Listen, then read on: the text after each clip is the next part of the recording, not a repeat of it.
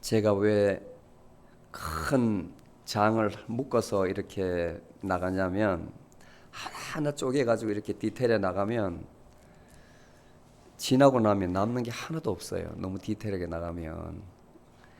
그리고 그게 신학적으로 또 여러분들 구원에 있어서 커다란 영향을 미치지 못하기 때문에 그 맥락을 제가 가르쳐 드리기 위해서 문장을 이렇게 챕터로 크게 나누는 거예요. 같은 내용이기 때문에.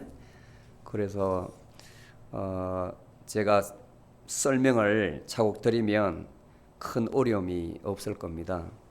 그리고 저희들 지난 시간에 신명기 32장 기억나시나요? 모세의 노래 이렇게 했죠. 잘 리마인드 하세요. 오늘 나오니까 그 모세의 노래가. 모세의 노래는 제가 다시 상기시켜 드리면 하나님의 그 위대함을 이스라엘 백성들이 찬양을 하고, 그런데 다윗이 그 시를 쓸 때에 모세가 찬양을 할 때에 이스라엘 백성들이 바로 모압 땅은 지금 이제 그 중동 지역에 전쟁이 일어나고 있잖아요. 요단강이 있다면 지금 요르단 지역에 와서 이제 요단강만 건너면 가나안 땅, 약속의 땅에 들어가는 겁니다. 그 앞에서 모세는 이미 하나님의 징계를 받아가지고 그 약속의 땅에 못 들어가요. 너는 들어가지 못하고 너보산 위에서 죽을 것이라, 바라만 볼 것이라, 그렇게 하나님께서 말씀을 해주십니다. 거기에서 바로 임종 직전에 이스라엘 백성들에게 이 노래를 들려주는 거예요. 이 노래가 사실은 구원의 역사입니다. 노래가 아니고, 너희들이 저 땅에 들어가면 반드시 타락하리라는 거예요. 타락. 젖과 꿀이 흐르는 땅에 들어가면 너무 편안함에 빠져가지고 반드시 그 이방 여자들하고 결혼을 할 것이고, 그들이 가지고 온 우상들에게 숭배를 할 것이며 나로부터 떠날 것이다.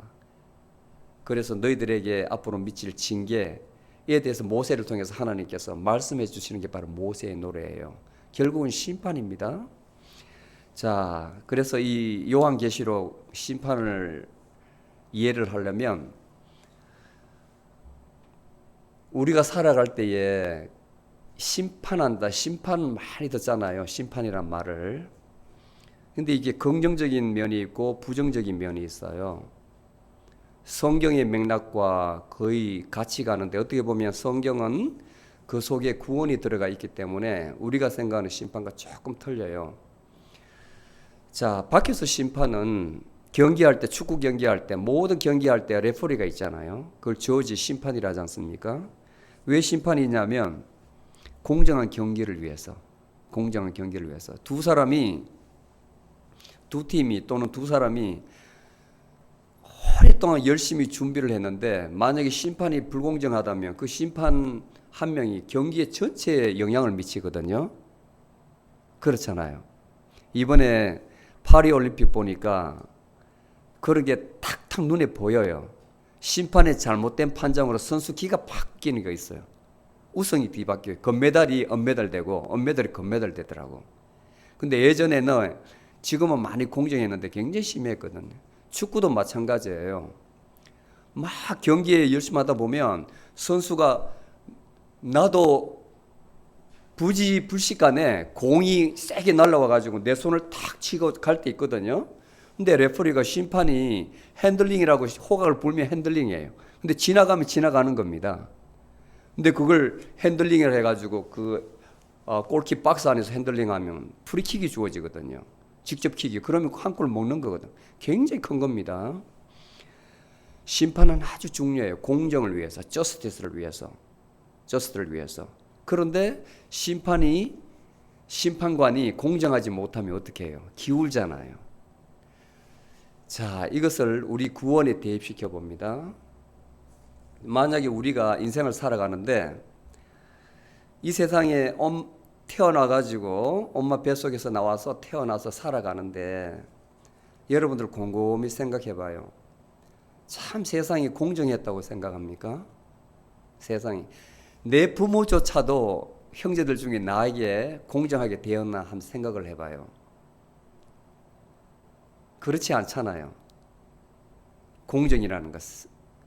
그런데 참 인류 전체의 맥락에서 우리들 눈에 보이지 않지만 누군가가 심판관이 있어야 공정할 거 아닙니까? 어떤 사람은 태어나서 온갖 악을 다 저지르는데도 불구하고 너무 잘 사는 사람이 있어요. 자식도 잘 되고 권력도 가지고 돈도 많고 이 세상을 너무 편안하게 가요. 그리고 죽어요.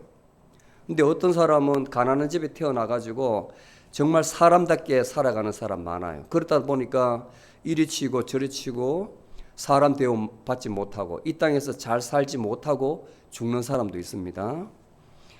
자, 여기서 세상이 공정하지 못하다면 이 세상은 정말 망해야 되는 거예요. 만약에 이게 여기서 끝난다면. 그런데 많은 사람들이 그 옛날에 정말 사람 중에 뛰어난 사람들, 철학자라고 하는 사람들이 영혼의 불멸설을 믿었어요. 영혼은 죽지 않는다. 우리 몸은 어차피 흙으로 돌아가지만 우리의 영혼은 영원하다. 멸하지 않는다고 믿었다고요. 이유가 있다고요. 그리고 계몽주의 때도 칸트라는 사람이 어떻게 살아야 되는가, 뭘 알 수 있는가, 진선미를 연구하면서 기가 막힌 이야기를 했어요. 사람이 공정하게 살기 위해서 사람의 영혼은 죽지 않아야 된다는 말을 했어요. 그분은 굉장히 사이언티픽한 과학주의였거든요. 하나님을 믿지 않은 사람이었다고. 그런데 연구를 하다 보니까 인식론 그 순수이성 비판이라는 책이 있는데 아주 지금도 고전이고 어려운 책이에요. 철학 책 중에서.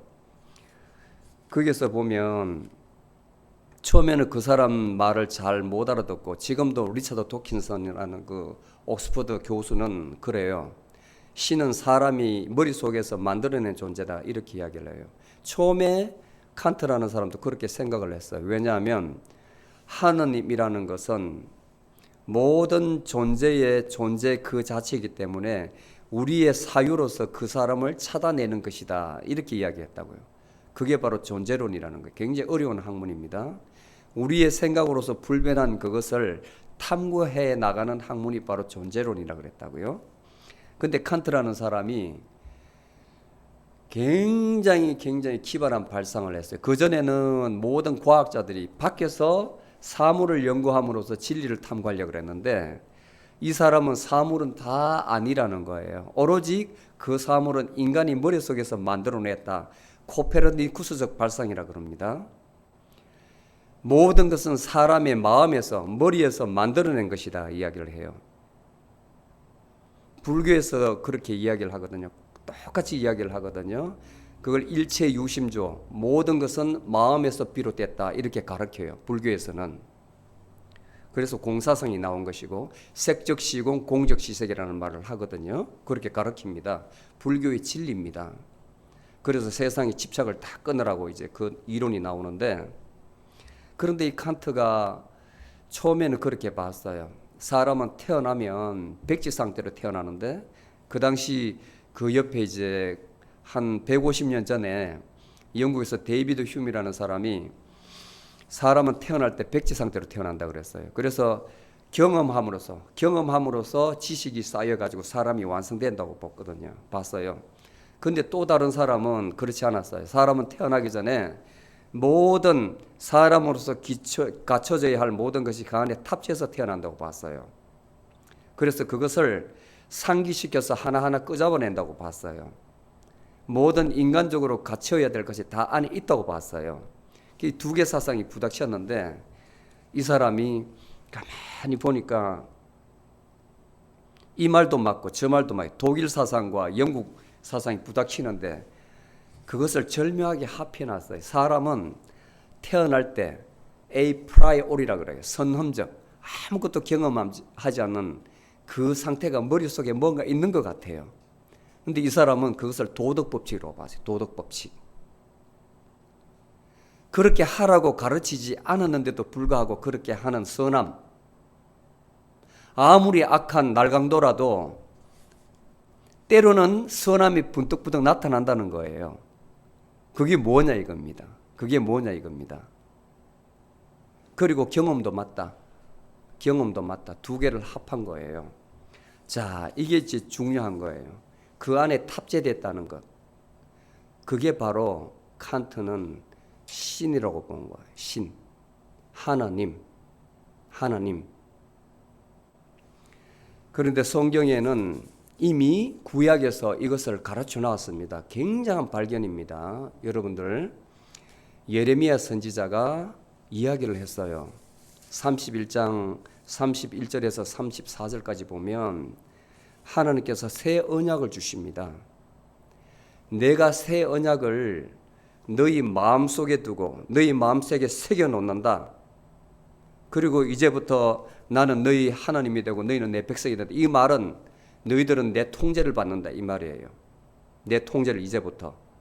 그리고 누구에게도 너희들에게 하나님을 알라 하지 않을 것이다. 또 너희들도 하지 말라 그래요. 이미 하나님 말씀, 하나님의 본성이 심어져 있으니까. 그리고 에스겔 선지자도 그렇게 이야기를 해요. 36장 26절에서 28절까지 보면 같은 말을 해요. 내가 나의 성령을 너희에 두고 나의 말씀을 너희에 두고 너희들 마음을 새롭게 할지니 그리고 너희의 굳은 마음을 다 제하여 버리고 부드럽게 하리라. 내 영을 너희에게 두르니 이제 너희들은 내 율법을 다 지켜 행하게 되리라. 너는 나의 백성이 되고 나는 너희의 하나님이 되리. 똑같은 말씀을 하세요. 새 언약에 새 언약. 그래서 예수님께서 오셔서 하신 말씀이 바로 이것을 준행하는 겁니다. 바리새인들이 가르치는 그 율법 다 아니다는 거죠. 바리새인들, 사두개인들은 자기의 전통을 가르쳐야 되는데 하나님 말씀을 가르쳐야 되는데 예수님께서 계속 해방을 얻는 거예요. 해방을. 이미 예수님은 너희들 마음에 있다는 거예요. 그게 뭐냐면 하늘나라예요. 하늘나라. 그걸 보는 게 바로 하늘나라. 불교에서는 그것을 마음이라고 그래요. 마음. 하늘나라, 하나님을 안 믿으니까 표현하지 않고 결국 같이 모이는데 하나님은 계십니다. 왜냐하면 이미 말씀을 주셨고 그 다음에 하나님 대신 예수님께서 오셔서 그것을 계속 가르치는데 사람은 깨닫지 않으면 그것을 알지를 못해요. 그래서 예수님께서 계속 너희들은 눈이 있어도 보지 못하고 귀가 있어도 듣지 못한다. 그 마음을 닫아버렸기 때문에 절대로 하나님 말씀에 들어갈 수 없는 거. 그 다음에 그 속에 마음속에 심어져 있는 하나님 말씀이 나오질 않아요. 나오질 않아요. 그리고 바울은 이것을 깨달은 바울은 늘 근신하고 깨어있으라 그래요. 그 깨어있음이 바로 깨우치는 것이 바로 믿음이에요. 믿음. 왜 믿으라? 이런 과정을 모르고 그냥 믿어라 믿으세요. 그건 전부 다 엉터리예요. 믿으라는 것은 너희 마음속에 하나님이 계시다는 것을 알아라는 거예요. 그걸 받아들이는 것이 바로 믿음입니다. 그래서 믿음이라는 것은 보이지 않는 것의 실상이라는 거예요. 보이지 않는 것의 실상. 바라는 것의 증거예요. 아멘. 믿음은 그냥 내가 믿습니다. 그것이 아닙니다. 단순히 깨달음이에요. 깨달음. 여러분이 그렇게 잘못 여태까지 알았다면 완전히 바꿔야 돼요. 믿음은 깨달음이다. 무슨 깨달음이냐? 내 마음속에 하나님께서 하나님의 영을 두셨고 하나님의 말씀을 다 심어놓는 걸 믿고 그것이 나오도록 해야 된다. 그걸 믿는 것이 믿음이에요. 아멘. 그래서 우리에게 이 심판은 그리스도인들에게 굉장히 귀합니다. 왜냐하면 이 심판이 없다면 너무 불공정해 이 세상은. 그리고 사사기의 예를 들면 사사기가 영어로는 저지예요. 저지. 그것을 우리 번역은 사사기로 해놨는데 그 내용을 가만히 보면 12명의 사사가 나오는데 하나같이 이스라엘 백성들을 돕는 겁니다. 구원하는 거예요. 징계하는 거 아닙니다. 외부의 적으로부터 가나안 땅으로 들어가가지고 끊임없이 외부의 부족들과 싸우지 않습니까? 전쟁이 일어날 때 사사들이 이스라엘 부족들을 보호하는 거예요. 지켜주는 거예요. 방어하는 거예요. 사사의 임무입니다. 그게 심판이에요. 자, 그런 맥락에서 예수님께서 요한복음의 죄에 대해서 의에 대해서 심판에 대해서 설명을 하셨는데 아주 짧게 설명을 했어요. 요한복음 16장 9절에서 11절까지 보면 죄에 대해서 함이라 함은 죄에 대하여이라 함은 나를 믿지 않는 것이고 나를 믿지 않는 것. 여러분들 죄는 뭘 도둑질하고 거짓말하고 이것도 죄죠. 이거는 살아가는 일상적인 죄이고 구원과 관련된 것은 예수님을 믿지 않는 거예요. 하나님을 믿지 않는 거예요. 이게 굉장히 큰 죄입니다. 왜냐하면 우리는 영적인 존재거든요. 땅의 티끌로 만들어졌지만 이 티끌은 언젠가 돌아가요. 그게 죽음이에요. 죽으면 돌아가요. 그런데 우리의 영은 불멸하다고요. 불멸. 죽으면 끝나는 것 같지만 그 영혼이 자기 시체 위에서 떠가지고 49일 동안 못 떠나고 뱅뱅 돈다 하잖아요. 누가 나를 위해서 가장 애통해하고 가장 슬퍼하고 다 본다잖아요. 근데 본인은 말을 못해. 육이 없기 때문에 그냥 안타깝고 자기 몸에서 왜 사람들이 지금 내 시체에 모여가지고 저렇게 울지? 그냥 바라만 보고 있대요. 아무것도 못해요. 49일 후에 가는 거예요. 천주교에서는 그걸 믿기 때문에 연옥이라는 것을 만들어 놔가지고 그 사이에 믿지 않은 사람들 대신 세례도 받게 하고 계속 기도하고 또 더 좋은 것을 하게 하고 불교에서는 천도제를 지내줘서 저 좋은 영혼으로 가게 하는 거예요. 왜냐하면 예수님 오기 전에는 사람들이 전부 다 지옥으로 다 갔거든. 그 다음에 믿는 사람들도 나군이 갔는데 나군이 바로 지옥입니다. 아브라함 품에. 근데 예수님 오시고 나서는 이 지구 나군이 하늘에 있는 거예요. 나중에 제가 성경 공부 시간에 지옥의 구조와 천국의 구조를 다 설명을 드릴 거예요. 성경에 나와 있는 대로. 그래서 믿음이 얼마나 중요한지 모릅니다. 불신자와 믿는 자, 예수님을 믿는 자 중에서도 진정으로 믿는 사람, 참으로 믿는 사람이 얼마나 이 세상의 삶이 끝나고 나서 앞으로의 삶에서 향유하게 될 그 아름다움을 안다면 교회를 다니지 않고 믿지도 않고 또 예수 믿는다 하면서도 교회 예배 참석하죠. 이 사람은 너무 어리석은 사람이에요. 그것을 요한계시록에서는 적나라하게 보여줍니다. 그 사람들에게 미칠 징계에 대해서 참으로 고통받을 것이거든요. 근데 그 고통받는 것이 바로 자기 영혼이 고통받는다는 겁니다. 영혼이. 예, 하느님을 알지 못하는 다른 종교에서도 그 영을 믿고 좋은 곳에 가라고 달래준다고요. 이 땅에서 너무 고생하고 수고하고 지쳤으니까 이제 좋은 곳으로 가세요 하면서 있는 사람 몰라도 없는 사람은 자기 굶었으면까지 빛을 내서라도 천도제를 지내주잖아요. 그 큰 돈을 줘가서 자기 부모님이 좋은 곳에 가시라고 천도제를 지내준다고. 믿는 사람은 예배를 들어주고 아직 천국에 못 가고 지금도 천주교에서는 연옥에 기다리고 있다잖아요. 기다리고 거기서 지옥 갈 거냐 천국 갈 거냐 거기에 기다리고 있는 거예요. 그래서 내 후손들 내 자녀들이 어떻게 하느냐에 따라 가지고 지옥에 떨어지기도 하고 천당에 천국에 가기도 하는 거예요. 그러니까 자녀들이 부모가 지옥에 가기를 원하는 자녀들 어디 있겠습니까? 힘들어도 부모를 위해서 49일 동안 예배를 드리고 또 헌금도 하고 막 교회 이 성당이 그렇게 하는 거예요. 지금도. 의에 대하여 함이라. 자, 죄에 대해서 나를 믿지 않는 것이다 이야기를 했고 그 다음에 의에 대하여라 함은 내가 이제 하나님께 아버지께 감이라. 말이 어렵죠. 의로 오면 데피니션이 있어야 되는데 하나님께 가는 것이 의라고 그래요. 지금은 그 설명하는 것이 아니기 때문에 스킵하겠습니다. 그리고 세 번째 심판에 대하여. 심판에 대하여라 함은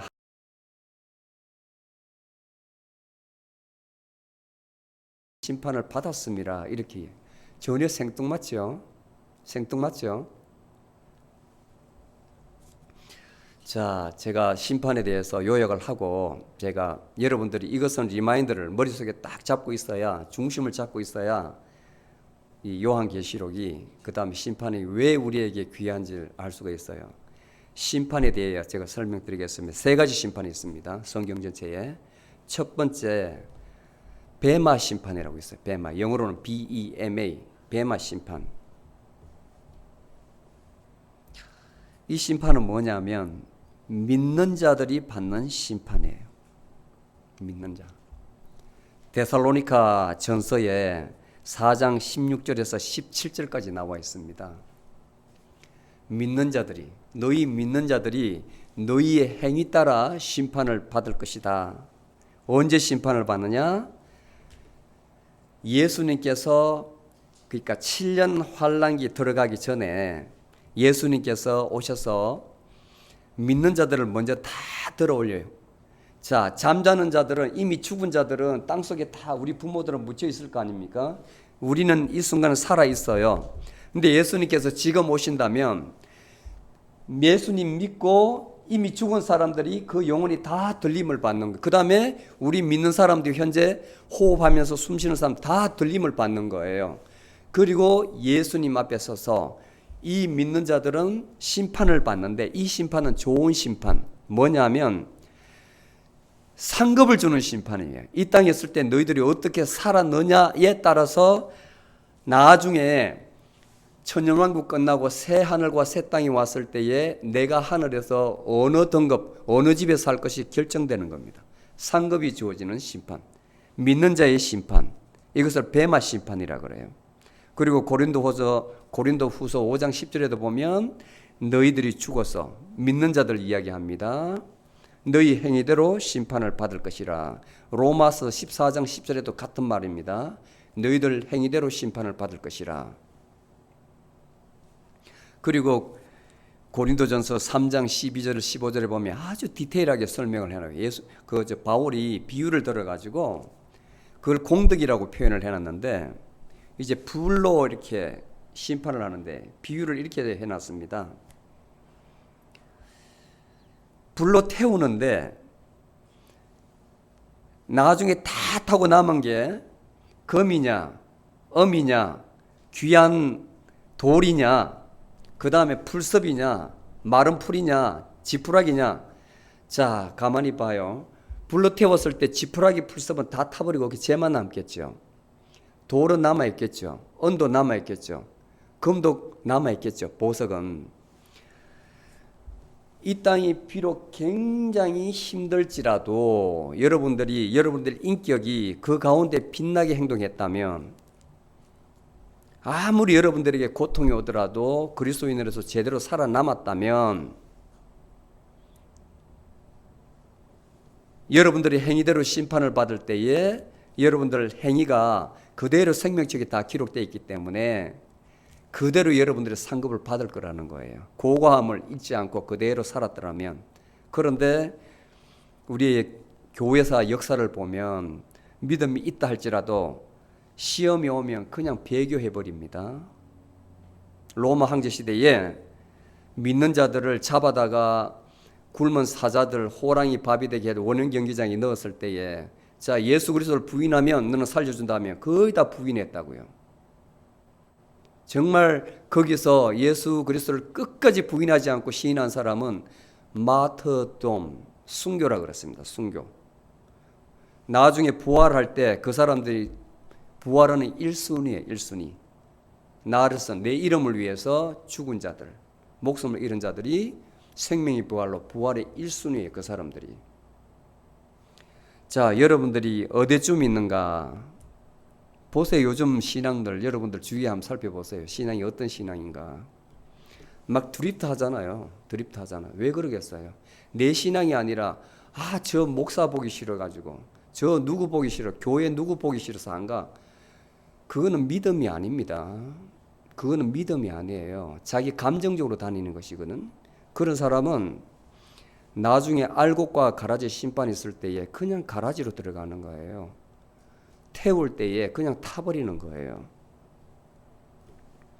두 번째, 첫 번째는 베마 심판이라서 믿는 자의 심판입니다. 두 번째는 나라의 심판이에요. 바로 마태복음 25장 31절에서 46절까지 나오는 46절까지 나오는데, 여기에 보면 양과 염소의 심판이 있어요. 이런 온 나라가 모여가지고 예수님 앞에서 심판을 받아요. 그래서 예수님께서 설명을 합니다. 양 앞에 설 사람은 어떤 사람이고, 그 다음에 염소 앞에 염소로 분류되는 사람은 어떤 사람이고 있어요. 그러면 악한 자는 영벌에, 의인들은 영생에 이르리라. 심판의 결과를 설명을 해요. 나라의 심판.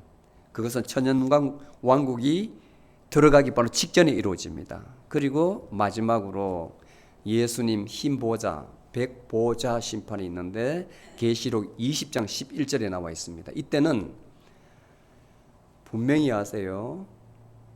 이 사람들은 불신자들만 받는 심판이에요. 불신자. 어떤 심판이냐? 죽어서 자고 있는데 귀찮게 해서 다 깨우는 거예요.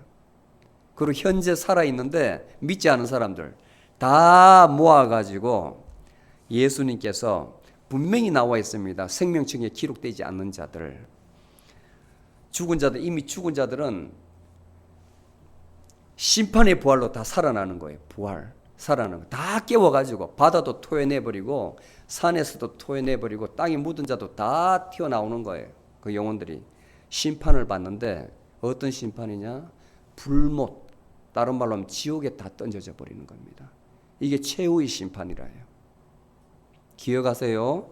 첫 번째는 뱀마 심판, 믿는 자들의 심판. 두 번째는 나라의 심판. 세 번째는 그리스도의 심판. 이것은 불신자의 심판이다. 우리는 얼마나 예수님께 감사해야 되냐면, 왜 우리는 우리 죄에 대한 심판이 없냐면, 예수님께서 이미 우리 믿는 자의 죄를 다 짊어지시고 십자가에서 그 죄 보상을 다 하나님께 갚으신 거예요.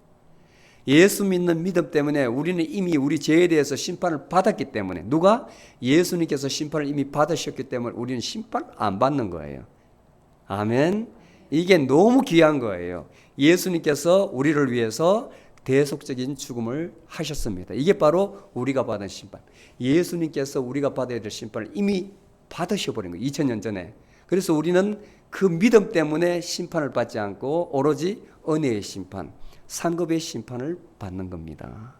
아멘. 그래서 이 믿음이 얼마나 귀해요. 이것을 아는 것이. 예수 믿는 믿음이 간단한 게 아닙니다. 간단한 게 아니에요. 여러분들 천년만년 살 것 같지만 얼마 못 다 죽어요. 아무리 장수식품 먹어도 다 죽어요. 오래 살려고 좋은 거 다 먹어도 죽어요. 육체가 늙기 때문에. 그 이후의 삶을 많은 사람들이 고정을 했는데 영혼이 있다는 거예요. 영혼이. 근데 예수님께서 말씀하시잖아요. 우리가 부활할 때 내 죽은 육체가 다시 모여가지고 나하고 다 합쳐서 산다고. 내 영이 사는 게 아니라 내 육체가 같이 살아요. 그걸 예수님께서 제자들한테 보여줬다고요. 예수님께서. 너희들이 천국에서 사는 육체의 모양이 이렇다는 것을 요한과 베드로와 야고보 앞에서 그 변화산에서 보여줬다고요. 천국에서 너희들 모습이 이럴 것이다. 얼마나 때 한 점 없이 하얗게 빛나는 옷을 입고 계시는데 그게 바로 우리의 모습입니다. 아멘. 여기까지 하시고 오늘 본문에 들어가면 이해가 쉬울 겁니다. 14장에 들어갑니다. 14장에 저 어린 양 예수님께서 시온산에 서 있고, 자, 예수님께서 시온산이라는 것은, 시온은 예루살렘을 이야기하는데 그야말로 성스러운 곳이라고 보면 돼요. 굉장히 피겨러티브한 게 많이 나와요. 이 상징적인 게 많이 나오는데 그대로 받지 말고, 아, 시온산은 하늘의 시온산, 하늘의 어떤 보좌 같은 곳이구나 생각하시고, 예수님이 딱 내려오시는데 14만 4천 명. 자, 이거는 요한계시록 7장에 나오죠. 14만 4천 명에 대해서 이스라엘 12부족의 각 부족의 대표가 12,000명이에요. 12,000 곱하기 12하면 14만 4천 명 나옵니다. 자, 여기는 여러 가지 학설이 있어요. 이것이 리터럴하게 해석하면 유대인들을 지칭할 수도 있고, 유대인. 그런데 오늘날 많은 복음주의자들은 그렇게 보지 않아요. 모든 believer, 믿는 사람, 교회를 갖다가 지칭한다고 봐요. 14만 4천 명은. 교회. 현재 교회라는 것은 믿는 자의 공동체, 여러분들 이야기를 합니다. 이 사람들을 지칭한다. 이 믿는 자들이 예수님 주위에 가만히 이렇게 다 있는 거예요. 그리고 이마에 하나님 이름을 다 써 있는 거예요. 믿는 자. 예수님과 같이 있는 거예요. 그리고 하나님의 위엄이 그 앞에 있으니까 얼마나 엄숙하고 그야말로 머제스티, 다른 말은 뭔 필요했어요. 모세도 그 빛나는 광채 때문에 하나님을 보지를 못했는데, 그리고 그 문구를 타면서 하나님을 찬양하는데 신비한 노래를 부르는 거예요. 근데 이 노래는 세상 사람들이 아무도 따라 부를 수 없는 노래, 오로지 이 구원받은 자들이 부를 수 있는 노래였대요. 그리고 14만 4천 명이 누구였냐면 정의를 합니다. 4절에 보면 이 사람들은 더럽혀지지 아니한 자들, 더럽혀지지 않은 자들, 그 처녀들이라 피그레티브하게 표현했다 그랬죠.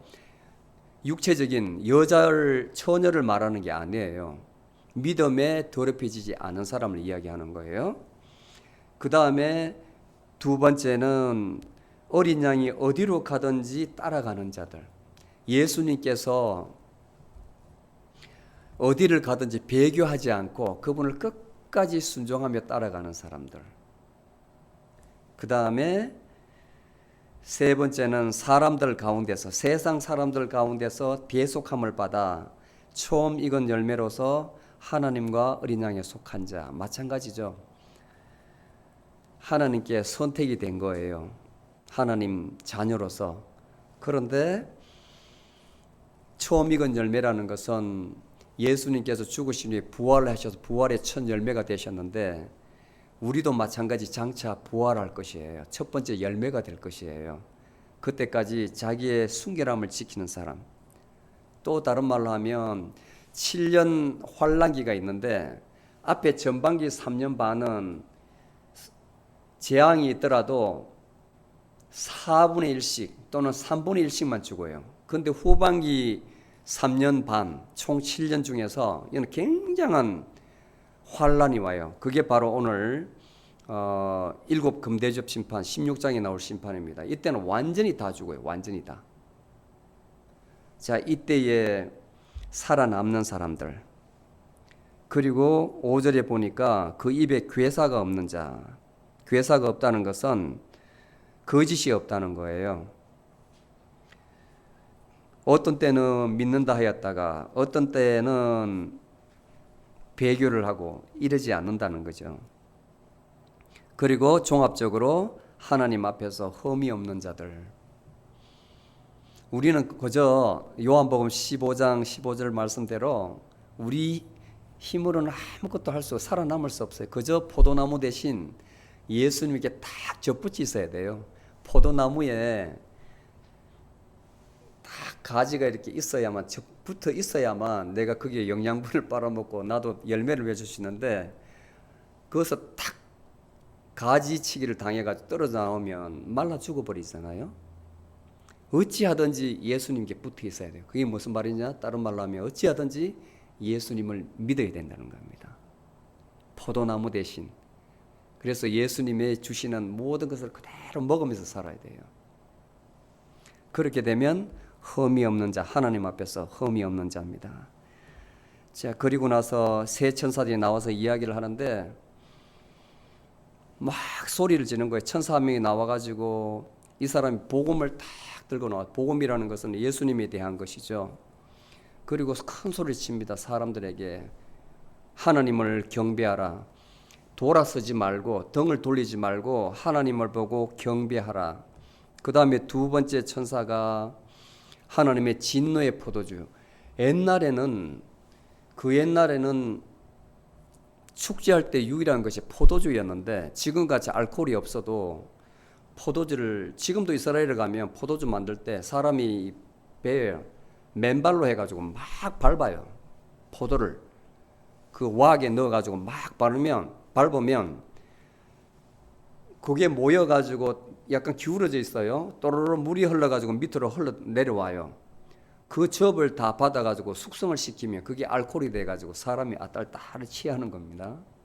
자, 진노의 잔이라는 것은 포도는 사람인데 막 사람이 밟을 때 다 터져버리잖아요. 그걸 진노의 포도주라 그래요. 진노의. 그렇게 너희들을 완전히 밟아버리겠다, 썰어버리겠다, 파멸하겠다는 거예요. 파멸하겠다.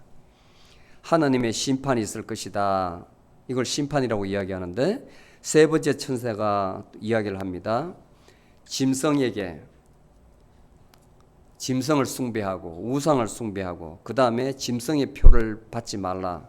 그러면 너희들은 진노의 포도주를 마실 것이다. 자, 이렇게 경고하는데도 불구하고 너희들이 나를 떠나게 했느냐? 너희들이 나를 믿어야 될 근거가 바로 여기 있다 이야기하는 거예요. 그 말이 12절에 성도들의 인내가 여기 있나니 곧 저희는 하나님의 계명과 예수의 믿음을 지키는 자들이라. 너희들이 하나님의 계명과 예수님을 믿어야 되는 당위성이 여기에 있노라 이야기하는 거예요. 그리고 만약에 그렇게 있다면 너희들은 이 땅에서의 모든 수고를 거치고 이제는 안식을 얻으리라. 하늘나라에서. 아멘. 그리고 이제 마지막 추수가 나오는데 예수님께서 이제 추수를 하십니다. 이게 바로 마태복음 13장 24절에서 30절 말씀과 일동하는데 14절에서 20절까지 보면 낫을 들고 예수님께서 다 이건 알곡을 밑을 탁 쳐요.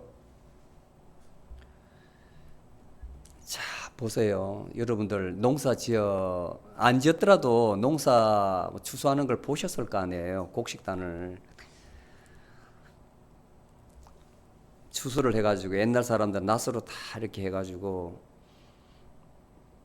알곡을 어떻게 합니까? 가마떼기 같은데 왜 이렇게 해가지고 다 말리잖아요.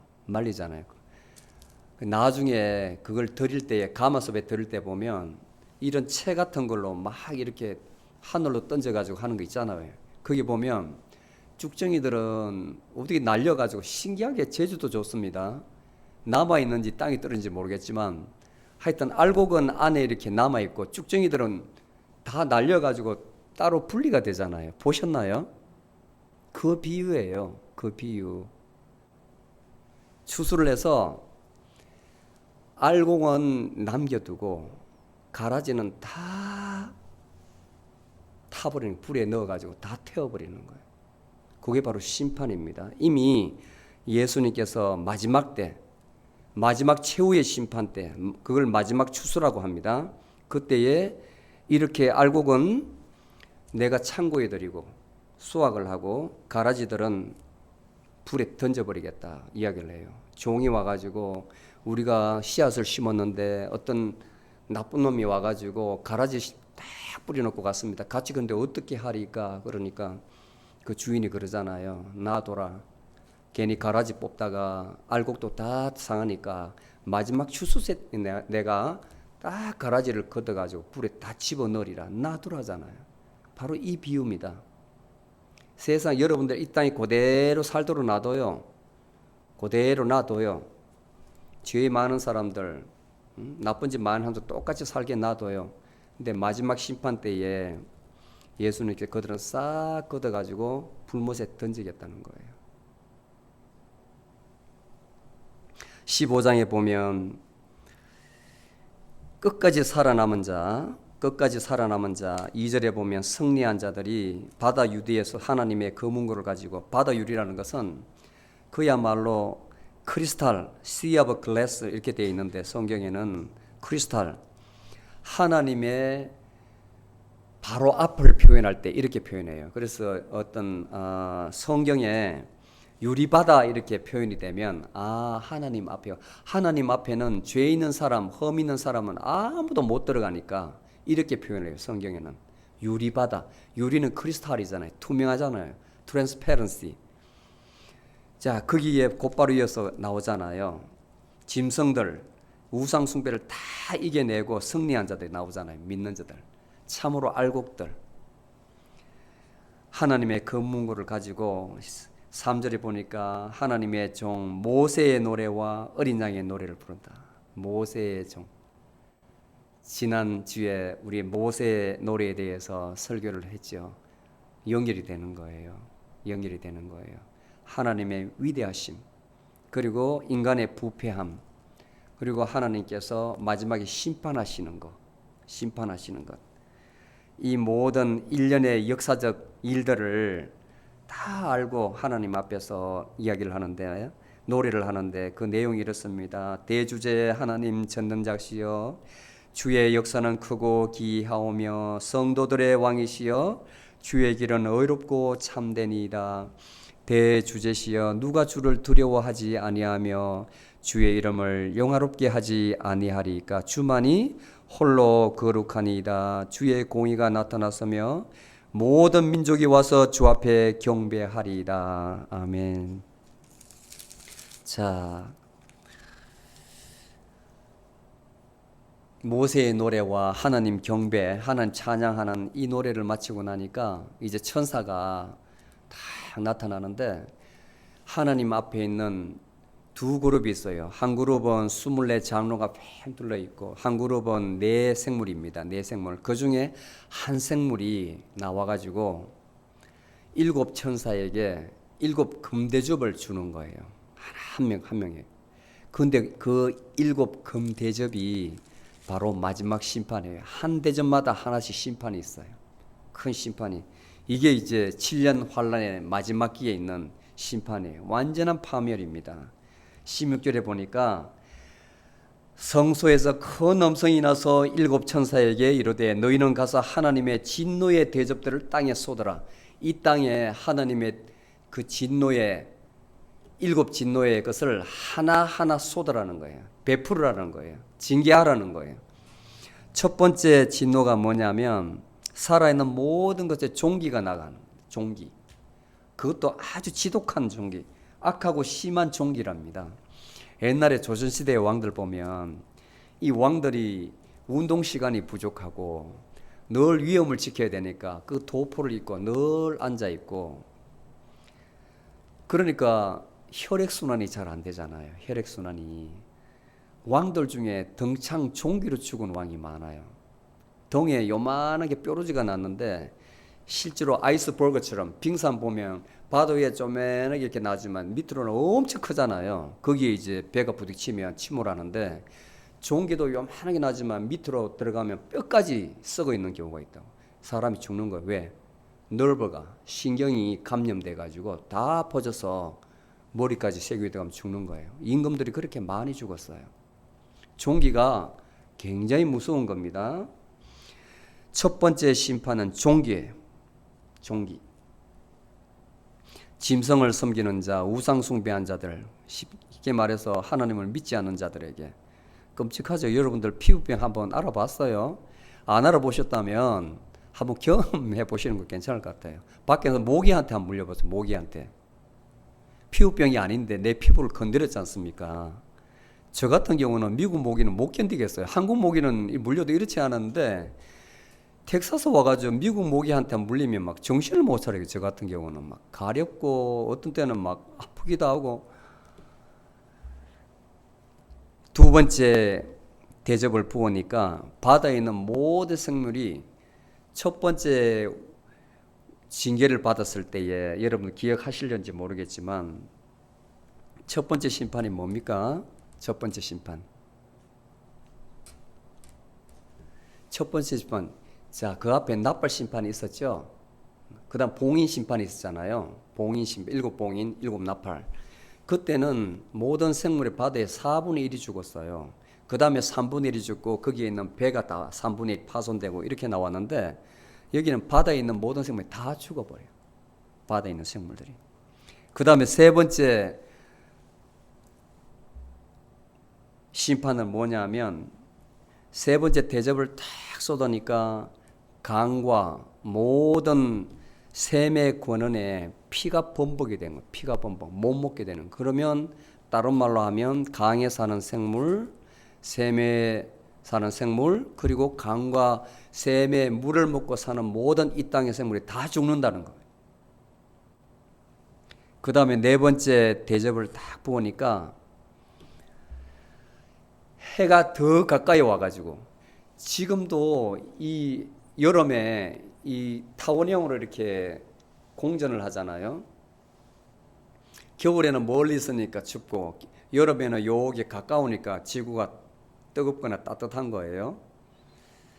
그런데 이게 더 가까이 오면 어떻겠어요? 더 가까이 해가 더 가까이 와가지고 이 땅에 있는 모든 생물, 특히 사람을 다 태워 죽이는 거예요. 네 번째 램프를 던지니까. 그런데 이 더위에서도 태워 죽는데 얼마나 뜨겁게 40도, 50도, 사우나가 몇 도가 되나요? 50도 정도, 60도 되면 사람이 아마 더운 게 아니라 뜨거워서 못 살 거예요. 그죠? 그런데도 사람이 하나님을 원망하더래. 믿지 않은 사람들. 하나님을. 성경에 보니까 사람들이 뜨거운 열에 태워진지라. 그런데 이 사람들이 뜨거우니까 하나님을 막 욕을 하는 거예요. 하나님을. 욕을 하고 회개치 아니하고 하나님께 영광을 돌리지 하면서 욕을 한다. 뜨거워 죽겠다 그러면서 뭐라고 막 욕을 하는 거예요. 사람들 걸핏하면 뭐 죽겠다 그러잖아요. 그 안에 믿음이 없으니까 이 땅에 살아있을 때 하나님의 말씀을 들어본 적이 없으니까 아마 이런 사람들이 있을 것 같아요. 그래서 우리가 땅끝까지 복음을 전파해야 되는 거예요. 나중에 믿고 믿지 않은 것은 구원받고 구원받지 않은 것은 하나님의 몫이고 우리는 그 사람들에게 미전도 모든 부족들에게 민족들에게 복음을 증거해야 될 이유가 여기 있는 거예요. 하나님을 들어본 적이 없기 때문에 이러는 것이거든요. 그 다음에 다섯 번째 램프를 던지니까 다섯 번째 대접을 던지니까 어두움과 고통이 오는데 사람들이 그 고통은 어떤 고통인지 모르겠어요. 하여튼 우리 사람 몸에서 가장 아픈 곳이 척추 쪽하고 그 다음에 이 사람 정강이가 있는데 정강이 앞쪽이래요. 만약에 여러분들이 여자분이라서 이제 그런 경험이 없는데 남자들 군대 가면 쫙 세워놓고 가장 간단한 것이 조인대 깐다는 게 있거든. 조인대 들어보셨나요? 정강이를 워카발로 딱 차면 아무리 장사라도 그냥 꼬그라져요. 얼마나 고통이 심하지. 그냥 꼬그라져요. 이거는 어떻게 참을 수 없는 고통이에요. 성경에 보니까 사람들이 너무 아파가지고 자기 혀를 꽉 깨문대요. 얼마나 아프면. 근데 이 말은 맞는 것 같아. 너무 아프면 그걸 꽉 깨물면 이가 흔들릴 정도로 꽉 깨물거든요. 그리고 자기 손을 입에 넣어가지고 깨물어요. 너무 아프면. 아주 이 성경적인 표현이 정확한 것 같습니다. 그만큼 심한 고통을 준다는 거예요. 그러니까 이 고통이 너무 세니까 또 사람들이 하나님을 욕하는 거야. 아파 죽겠다, 이렇게 아파 죽겠다고 하나님을 욕하는 거예요. 그리고 자기들이 하나님을 믿지 않은 것에 대해서는 전혀 알지를 못해요. 회개치 않으니라 이렇게 나옵니다. 그리고 여섯 번째 대접을 던지니까 악령이 나와가지고 그 악령이 뭐냐면 용의 입에서 나오는 악령, 짐승의 입에서 나오는 악령, 거짓 선지자 입에서 나오는 그 악령 세 개가 세상의 모든 나라를 다 모아들여요. 다 모아들여. 그래서 아마겟돈이라는 곳에 모이게 한다는 말이 나옵니다. 이래서 아마겟돈 전쟁이라는 게 나오거든요. 근데 이 아마겟돈이 어디냐면 지금 이스라엘은 머깃도라는 곳입니다. 머깃도에 가면 구약에도 참 자주 나오는데 거기가 전쟁하기에 너무 좋은데요. 제가 가서 보니까 지금도 거기 가면 요시야 왕도 이제 거기 전쟁하다가 이집트군과 이렇게 싸우다가 죽었거든요. 가면 지금도 성이 그대로 남아 있고 그 다음에 병사들이 물을 곡간, 샘, 그 다음에 말, 마구간 이런 게 그대로 남아 있어요. 거기가 감제고지입니다. 올라가면 그 앞에 전부 다 평야인데 지금 현재 레바논에서 그 다음에 이쪽 시리아에서 밑에 이집트에서 그 길로 다 모여야 되는데 완전히 꼬이는 장소예요. 그 길을 지나야 돼. 그러니까 그 산에 딱 올라가 있으면 적군의 임죽이 다 보이는 거예요. 완전히 평야라 가지고 거기에서 전쟁을 하는 거예요. 여기에 이 악령들이 세상의 모든 군대 그 군대라는 것은 세상 온 하나님을 대적하는 불신자들이에요. 모아서 하나님을 대적합니다. 마지막에 아마겟돈 전쟁이 있는데 천년왕국 바로 직전에 이 아마겟돈 전쟁이 있어요. 최종적으로 하나님을 대적하는 전쟁이 아마겟돈 전쟁이다. 그리고 마지막 재앙이 있습니다. 마지막 대접을 딱 쏟으니까 하늘로부터 큰 음성이 나는데 이제 다 되었도다. It is done. It is done.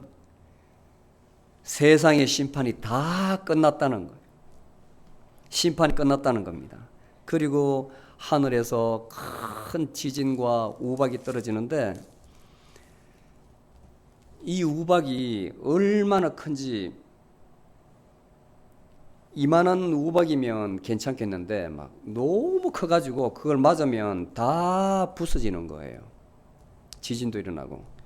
그것이 얼마나 심했으면 19절부터 마지막 절까지 보니까 세 갈래로, 큰 성이 세 갈래로 갈라지고, 이 말은 완전히 파멸된다는 거예요. 만국이 다 무너져 버리고, 그 다음에 두 번째, 이 땅의 섬들이 다 없어지고 산들도 간 데가 없더라. 여기 있는 우리가 보는 저 아름다운 산들도 다 그냥 평지가 돼버리는 거예요.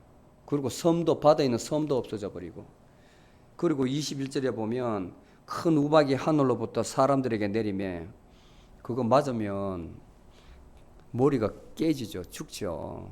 이 말은 세계를 다 요약하면 완전히 다 멸절한다는 겁니다. 이 땅을 완전히.